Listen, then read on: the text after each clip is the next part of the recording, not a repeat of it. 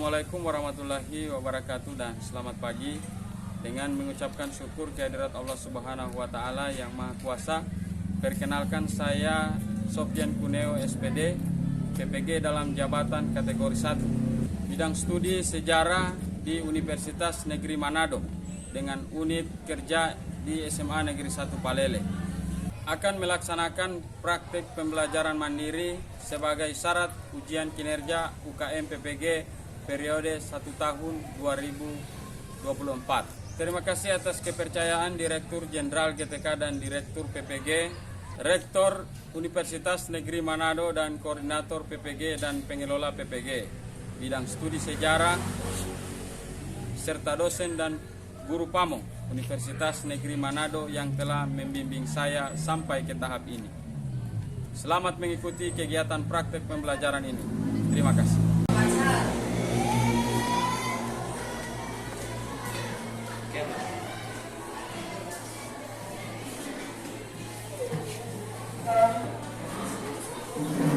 Assalamualaikum warahmatullahi wabarakatuh. Waalaikumsalam warahmatullahi wabarakatuh. Dan selamat pagi. Pagi. Apa kabar anak-anak hari ini? Baik. Apakah siap untuk belajar? Siap. Yang di ujung sana bisa kedengaran suara Pak Guru? Bisa ya? Untuk mulai proses pembelajaran supaya lebih afdol dan berkah kepada Allah, kita awali dengan doa. Siapa yang bisa bimbing doa? Ya, silakan di depan.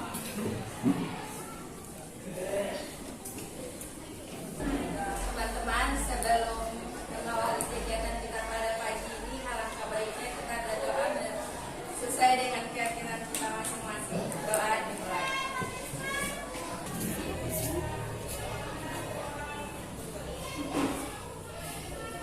Doa selesai.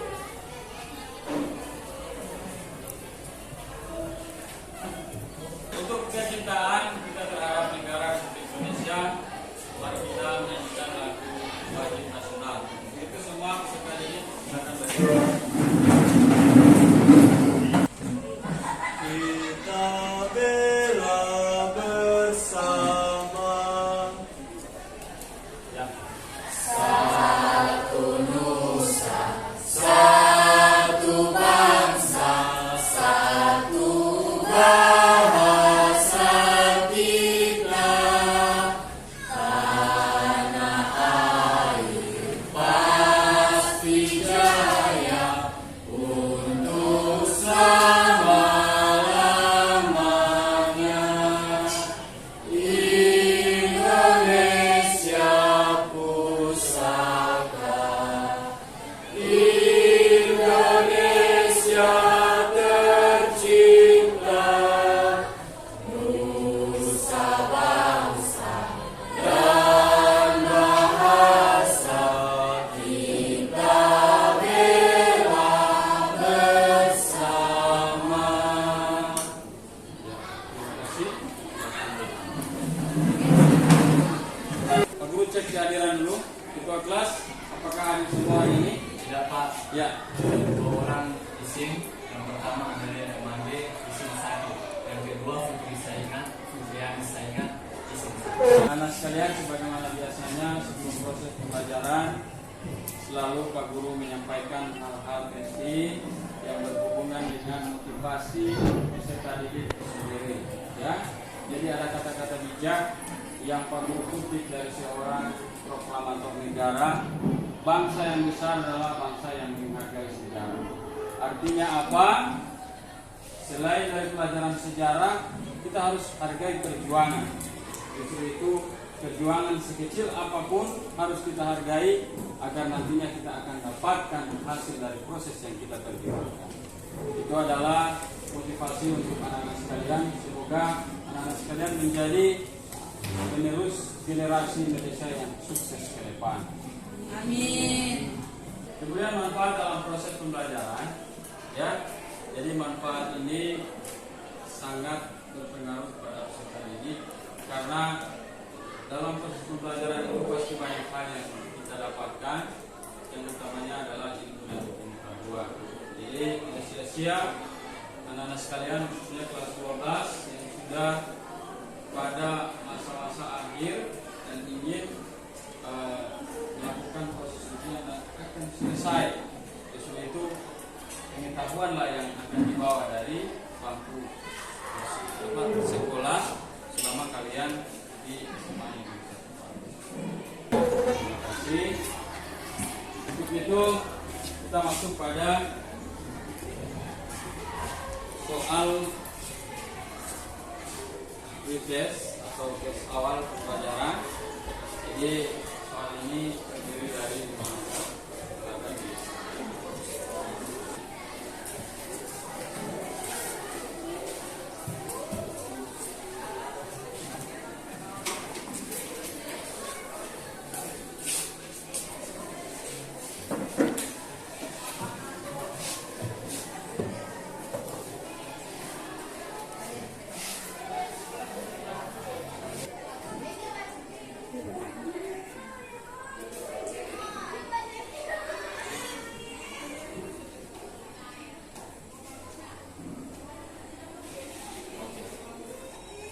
Sudah selesai? Sudah Pak. Sudah Pak. Ya, kalau sudah selesai, Pak Guru kumpulkan kembali kerjaannya.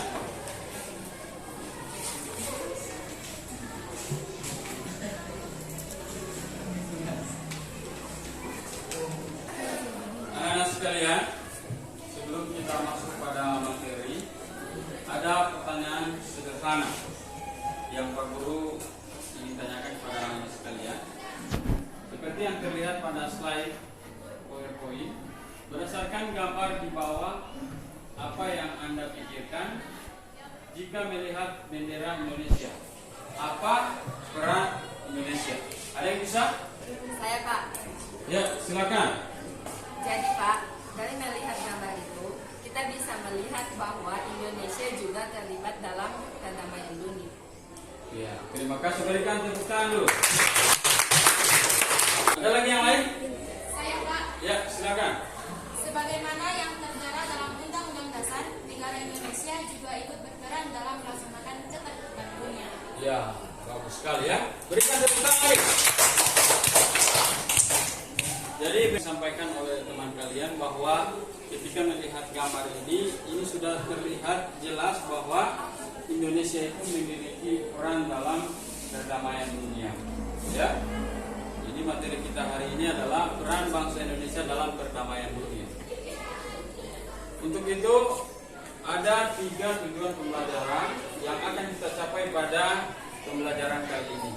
Yang pertama, dengan pemutaran video tentang peran bangsa Indonesia dalam perdamaian dunia, peserta didik dapat menganalisis peran bangsa Indonesia dalam perdamaian dunia antara lain KAA, Misi Garuda, Gerakan Non-Blok, ASEAN dengan tepat. Kemudian yang kedua, melalui diskusi, peserta didik dapat menyajikan hasil telaah tentang peran bangsa Indonesia dalam perdamaian dunia antara lain KAA, Misi Garuda, Gerakan Non-Blok, dan ASEAN dengan benar. Kemudian yang ketiga, melalui diskusi, peserta didik dapat menampilkan dalam bentuk presentasi peran bangsa Indonesia dalam perdamaian dunia antara lain KAA, Misi Garuda, Gerakan Non-Blok, ASEAN dengan jelas. Jadi itu adalah 3 tujuan yang akan kita capai. Untuk pertemuan kali ini Pak Guru ambil 4 peran dulu ya. KAA, Misi Garuda, Gerakan Non-Blok, dan ASEAN. Ada yang tahu apa itu KAA? Konferensi Asia Afrika, ya benar sekali ya. Kemudian Misi Garuda, Gerakan Non-Blok. Nanti akan Pak Guru bahas satu persatu. Kemudian perdamaian dunia dan kerjasama internasional dan deklarasi tentang pembentukan perdamaian dunia. Kemudian yang selanjutnya Misi Garuda, ya. Misi Garuda ini Indonesia juga berperan dalam perdamaian dunia. Seperti gambar yang tampil pada slide ini adalah kontingen Garuda ya. dalam menjalankan misi pemeliharaan perdamaian atau pasukan-pasukan Indonesia dikirim pada misi perdamaian PBB atau pasukan PBB. Ya, komitmen Indonesia untuk ikut melaksanakan ketertiban dunia seperti yang keempat, pembukaan Undang-Undang Dasar Republik Indonesia tahun 1945. Kemudian yang berikutnya, gerakan non-blok. Ya, jadi gerakan non-blok ini menurut kronologisnya, ketika pada Perang Dunia II berakhir, itu muncul dua blok yang sangat berpengaruh di dunia, yaitu blok Barat dan blok Timur. Ya, jadi blok Barat ini mereka menganut paham ada 8 negara, ya, seperti yang ada pada slide. Kemudian gerakan blok Timur ada 4 negara.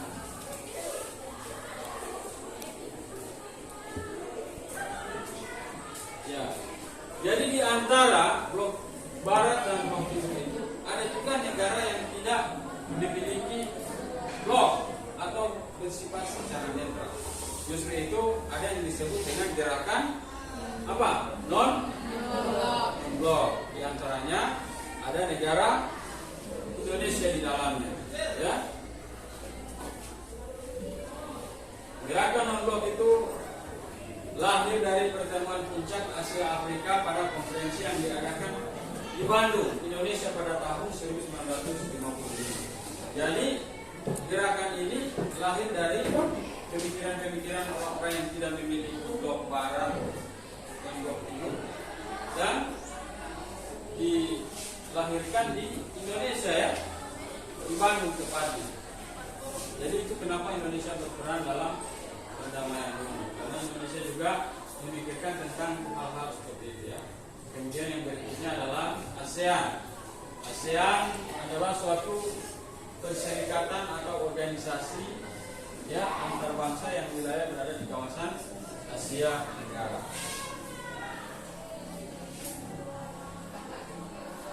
Peran Indonesia dalam mewujudkan perdamaian di kawasan Asia Tenggara ini terlihat saat Indonesia membantu mewujudkan perdamaian konflik di Kamboja dan Vietnam. Ya, Indonesia ditunjuk oleh ASEAN sebagai pihak penengah dalam konflik tersebut pada tahun 1988 sampai dengan 1989. Jadi Indonesia berperan, ya. Jadi kenapa Indonesia harus berperan? Karena memang misi daripada suatu negara itu harus bisa ikut serta dalam membangun hubungan yang baik, utamanya menjaga perdamaian.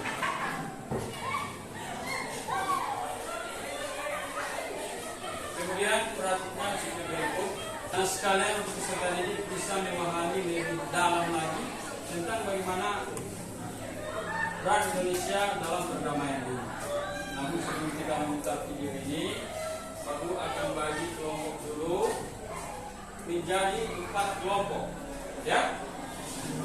Silakan kelompok 1 nanti di sebelah kanannya Pak Guru, kelompok 2, kelompok 3, dan kelompok 4. Ya, silakan untuk bagi kelompok.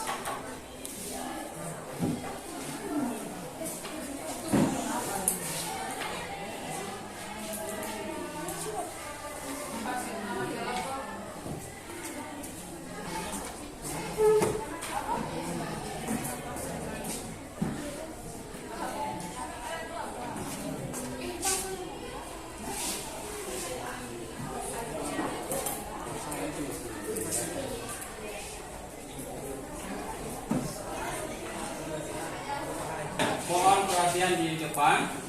Nanti setelah melihat atau memperhatikan video tayangan berikut ini, ada pertanyaan-pertanyaan di dalam LKPD nanti diisi. Kemudian setelah diisi, kita akan masuk pada proses mengkomunikasikan dalam bentuk diskusi dan tanya jawab. Ya.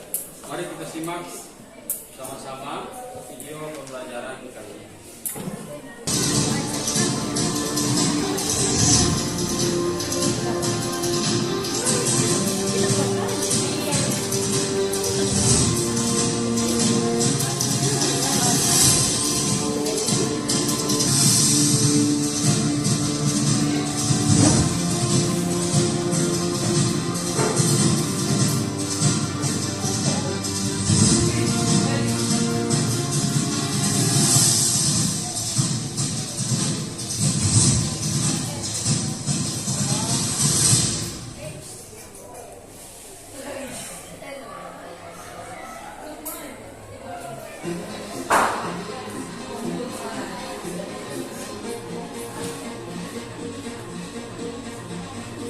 Seusai Perang Dunia Kedua, keadaan politik dunia ditandai oleh munculnya dua negara superpower yang saling bertentangan, yaitu Amerika Serikat dengan Uni Soviet.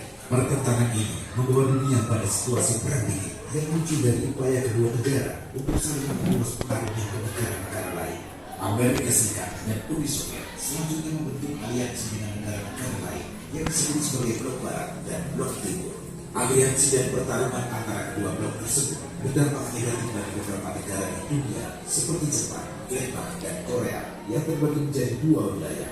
Dalam perang ini, negara dunia ketiga juga menjadi wilayah persaingan yang amat memburukkan buat keduanya. Sebut saja misalnya negara-negara di kawasan Asia Timur dan Asia Tenggara seperti Indonesia, Malaysia, Thailand, Jepang, serta negara-negara di kawasan lain yang kaya akan energi seperti Kuwait dan Qatar. Akibat kondisi tersebut, lahir dorongan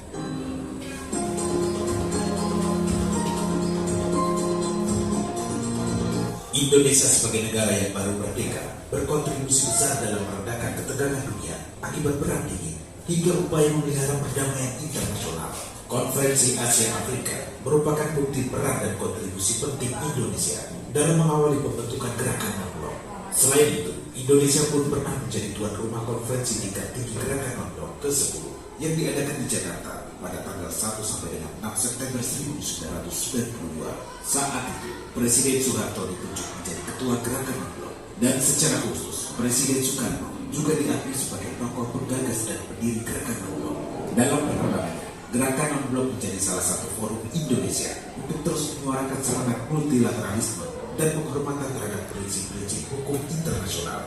Indonesia menilai gerakan non-blok bukan sekedar berperan memberi kontribusi terhadap kedamaian dunia, tetapi juga mengingat prinsip dan tujuan gerakan non-blok merupakan refleksi dari perjuangan dan tujuan kebangsaan Indonesia sebagaimana tertuang dalam Undang-Undang Dasar 1945.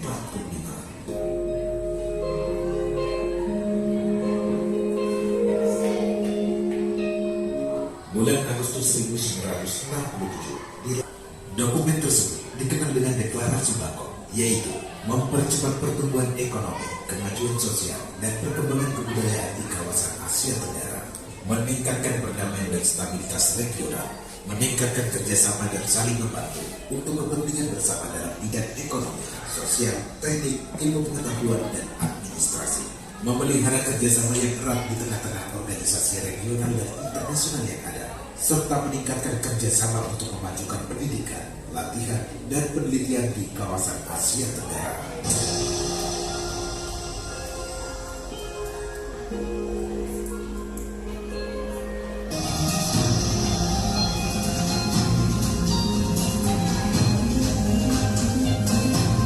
Sebagai sebuah kawasan dengan jumlah penduduk lebih dari 600 juta jiwa dan memiliki beragam sumber daya alam serta posisi geografis yang strategis, ASEAN adalah kekuatan ekonomi potensial dunia.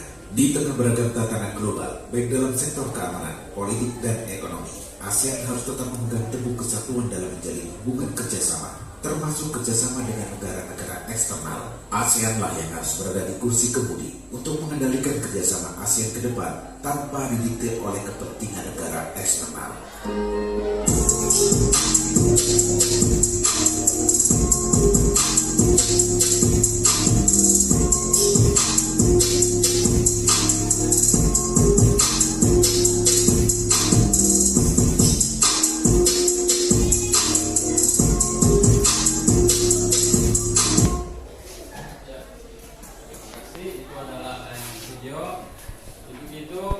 kepada peserta didik dipersilakan untuk mengisi LKPD yang sudah dibagikan berdasarkan potongan ajar dan silakan dikerjakan.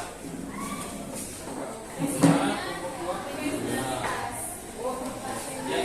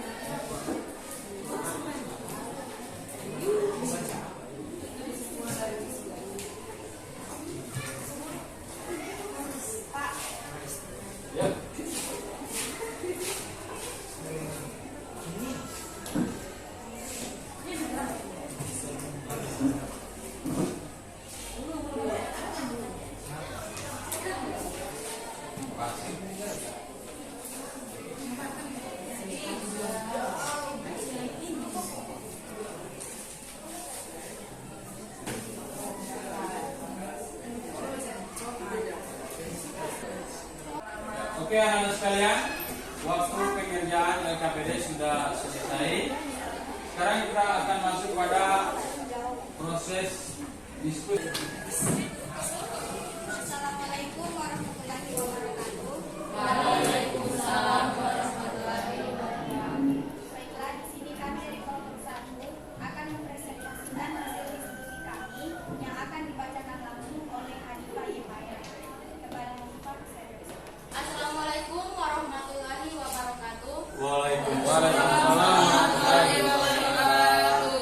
Baiklah, di sini saya akan mempresentasikan hasil diskusi kelompok kami tentang konferensi Asia Afrika. Nah, setelah berakhirnya Perang Dunia II yang mengakibatkan munculnya pertentangan antara dua blok yaitu blok Barat dan blok Timur yang mempengaruhi keadaan negara-negara di benua Asia dan Afrika. Di sisi lain, Republik Indonesia sendiri saat itu menganut politik luar negeri yang dikenal dengan politik bebas. Sering pula politik ini diperjelas dengan menambahkan kata aktif, sehingga menjadi politik bebas aktif.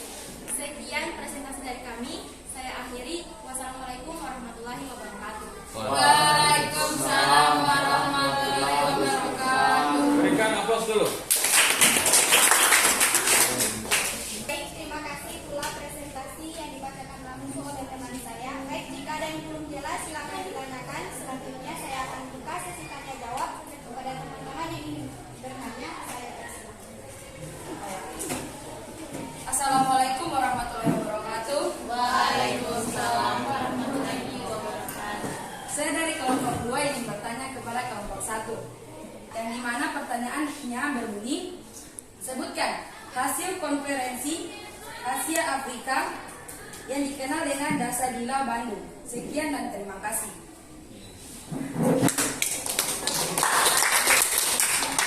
Assalamualaikum warahmatullahi wabarakatuh.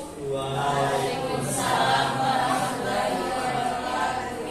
Saya dari kelompok 3 ingin memberikan pertanyaan kepada kelompok 2, di mana pertanyaannya adalah sebutkan 4 peran aktif Indonesia dalam mengirimkan kontingen Garuda untuk misi perdamaian.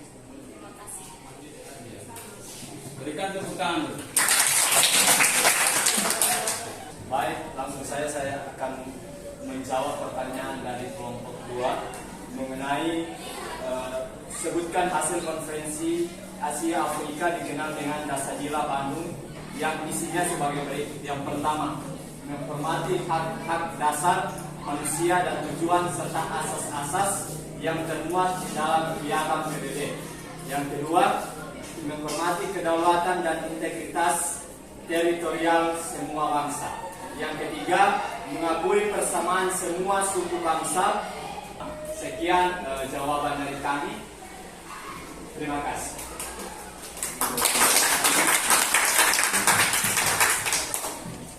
Oke anak sekalian, kita sebelum masuk pada presentasi berikutnya, kita speaking dulu ya. Ya, jadi ketika bilang tepuk satu kali, maka tepukannya satu kali. Tepuk satu kali, 2 kali, 3 kali, 4 kali, 5 kali. Tepuk 5 kali.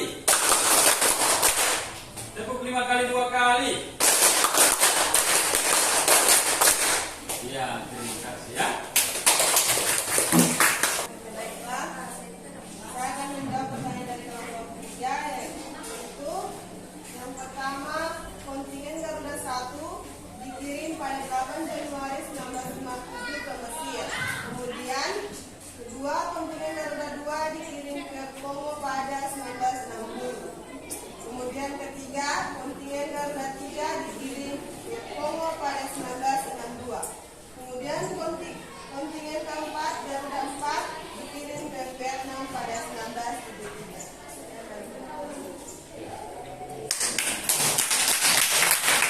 Ya, jadi kita sudah masuk pada akhir daripada proses diskusi. Untuk itu satu orang, siapa yang bisa memberikan kesimpulan? Saya, Pak. Ya, silakan. Assalamualaikum warahmatullahi wabarakatuh.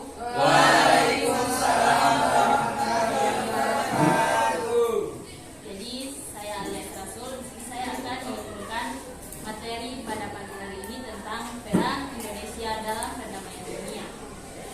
Kebijakan politik luar negeri Indonesia adalah bebas aktif. Bebas aktif maksudnya tidak terkait pada non-blok tertentu. Sedangkan aktif berarti selalu ikut serta dalam upaya perdamaian dunia. Kedua, bebas aktif lahir ketika dunia tengah berada dalam pengaruh dua blok utama setelah sesuainya Perang Dunia Kedua, yaitu blok Amerika Serikat dan blok Uni Soviet. Tiga, Indonesia dalam upaya perdamaian dunia, antara lain tercermin dari pengiriman pasukan misi perdamaian Garuda ke wilayah konflik dunia. Indonesia juga menjadi pelopor atau pendiri organisasi antara bangsa seperti Gerakan Non-Blok ASEAN dan Konferensi Pers Asia Afrika. Itulah kesimpulan dari saya. Sekian dan terima kasih. Ya, berikan tepuk tangan ya. Ya, itulah tadi kesimpulan yang disampaikan oleh Alias Rasul. Kami ucapkan banyak terima kasih. Untuk itu pada proses selanjutnya, karena kita tadi ada tes awal atau tes, maka setelah selesai proses pembelajaran, Pak Guru akan memberikan proses lagi atau tes akhir pembelajaran. Untuk itu disiapkan memang pulpen. Kita akan tes akhir pembelajaran ya.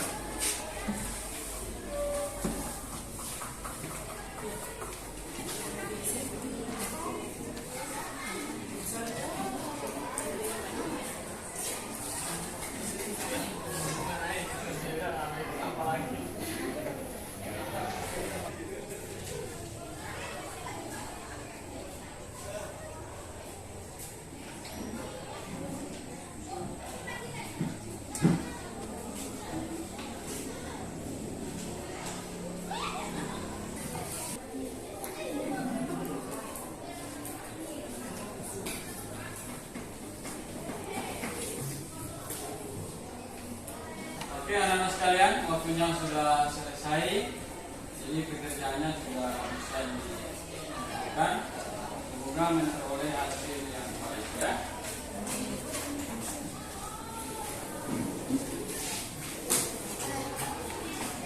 Ini sudah ditulis nama?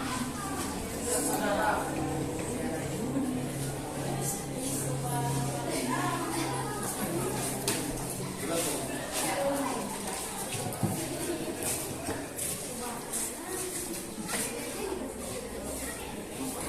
anak-anak sekalian, kita masuk pada proses refleksi setelah selesai teman kalian menyimpulkan tadi. Jadi Pak Guru masuk ke sesi refleksi.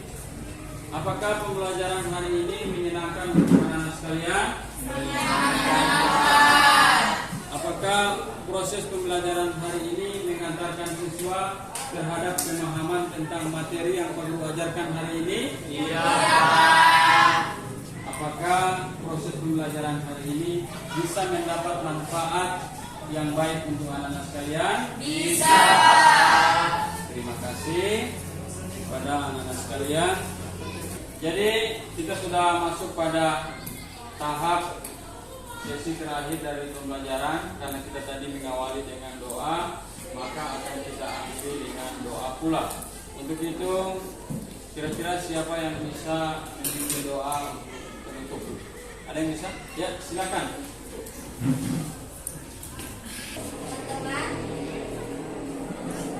Teman-teman, sebelum kita mengakhiri pembelajaran hari ini, marilah kita berdoa sesuai dengan keyakinan kita masing-masing.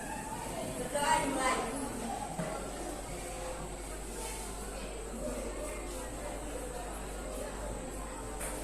Berdoa selesai. Ya. Jadi sebelum Pak Guru menutup pembelajaran, silakan anak sekalian untuk merapikan kembali tempat duduk. Silakan.